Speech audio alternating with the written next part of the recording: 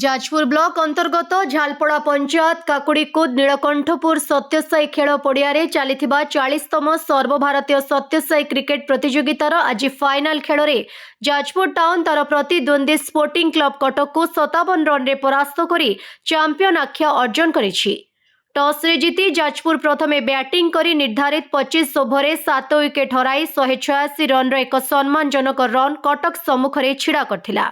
दल पक्षरु दिव्य शक्ति चक्रवर्ती 70 बॉल रे 75 रन करी पराजित रहिथिबा बेले विपक्ष दलर बोलर आशीष राय 5 ओभर 23 रन दे 2 विकेट अख्तियार करथिले।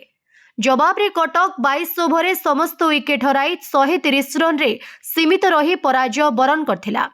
आजिर फाइनाल मैच रे मुख्य अतिथि भावे राज्य बीजेडी संपादक तथा बरी निर्वाचन मंडलीर युव नेता विश्वरंजन मल्लिक जोगदे उभय दलर खेलाड़ी मानंकु उत्साहित करबा सह विजयी दलर अधिनायकंकु ट्रॉफी और पुरस्कार राशि प्रदान करिथिबा बेले फाइनाल रे हारी रनर्स अप होइथिबा कटक दलर अधिनायकंकु मध्य अतिथि मानंक द्वारा ट्रॉफी अर्थराशि प्रदान करा जायथिला।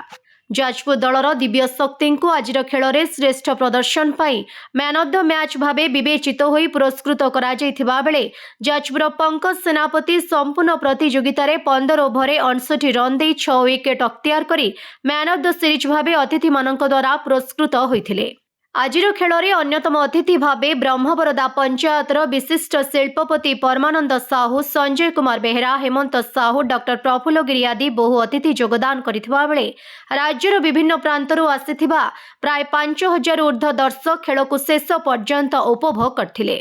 आजिर खेल को 2 ओसीए पैनेल अंपायर शरद जेना और जगन्नाथ दास परिचालना करिथिबा बेले सरोज कुमार पट्टनायक, अरुणपति, प्रियनाथ राव, तिमरान आदि धारा विवरणी प्रदान करथिले।